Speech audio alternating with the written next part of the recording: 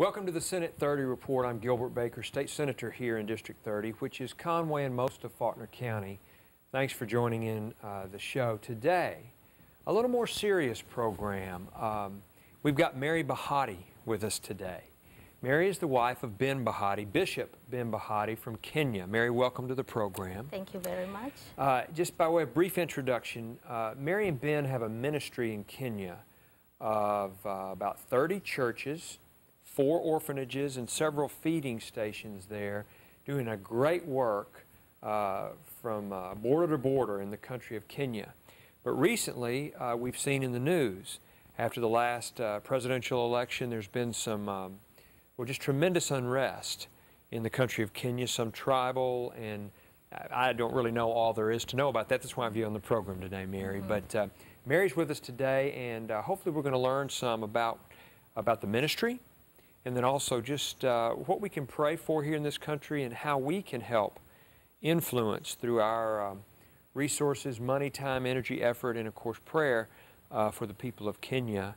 We're just thrilled that you're staying in Conway with your 3 daughters? Yes, 3 daughters. Right? Yes. So again, thanks for being on the program. And Mary, if you would, just share a little bit about the ministry that you and Ben have in Kenya. Well, our ministry is called Global Field Evangelism, and basically what we do is going to where people don't normally go, because we have so many unreached places in our country, and we go there and we minister to the people, we preach the word of God to them. And sometimes when God has provided, if they don't have anything to eat, you know, we don't only minister to them physically, we minister to them spiritually too. You know, and that is how most of our orphanages are born, are birthed. Because when we go out there and, you know, we see all these people, and also children are there. And because of AIDS, so many children have been left orphaned in our country.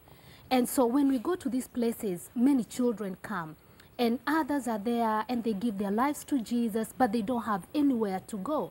So if we have room in our orphanages, you know, then we take them in and we try to interview them. Some of them don't even know where they are coming from, you know, so we keep them there and we try to really take care of them the best way we know how, according to how God provides.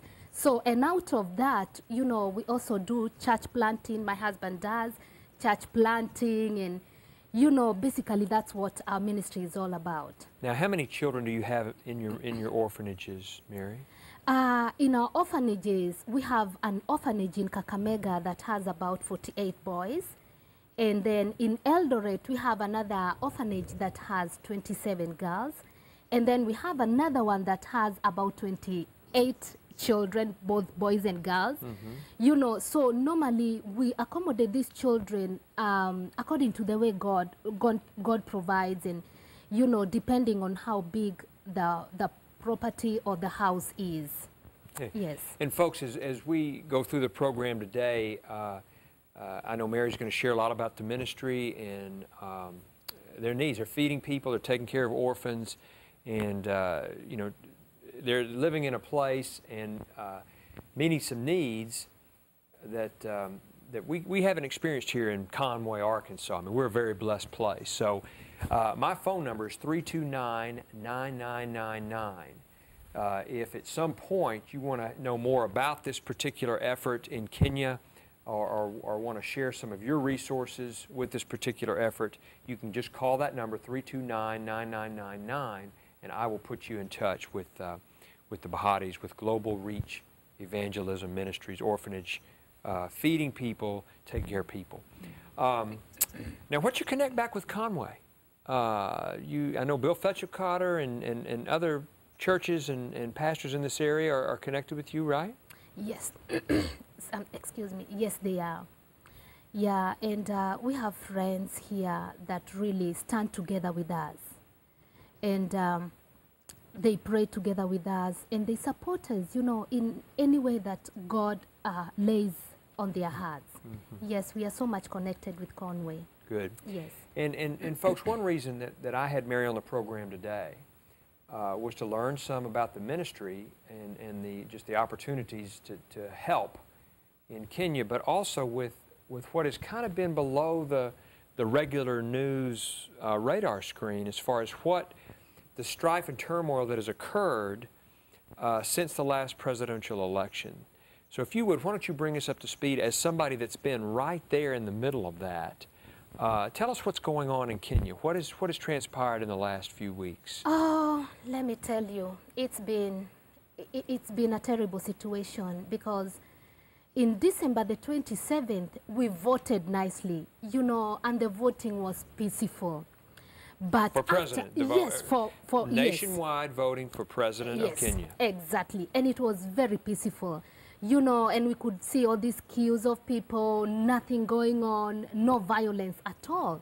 So, and we voted, and people were so happy, and they went and they voted.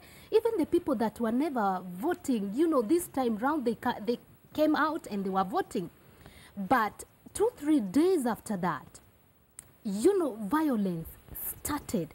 You know, and it started in Eldoret. That is where we are. And, you know, they started saying that the president has rigged the election. The current president that was re-elected. Yes, that was re-elected, that it was not fair election. And so because of that, neighbors started now hating each other. You know, people have been living together, working together, you know, going like to the same churches. You know, they started now fighting. And it all came about because of the elections, because many people think that it wasn't fair. So that's how it came about. Now, who were the two candidates in this presidential election? Okay, our current president now, the one who has a question mark, his name is called Mwai Kibaki. And the opposition leader, his name is Raila Odinga. And the president, he's from, you know, Kenya has 42 tribes, you know, 42 tribes. And Kikuyu is one of the largest tribes of the 42. And our president comes from the largest, now the Kikuyu. And Raila comes from the Luo community. And the Luo community comes from the Nyanza province. You know, we have provinces in Kenya. Right. And Kikuyu is in the central province, and the central province is the largest. So, and because of that, people started coming against the Kikuyu because now the president, you know, is Kikuyu. So they thought that all the Kikuyus, you know, they are bad, no matter how good you are, no matter how good you know how to talk. Right. You know, just because you are a Kikuyu like the president. Okay, so as they came against the president, they came against the president's tribe. And that whole tribal tension is something we don't understand here.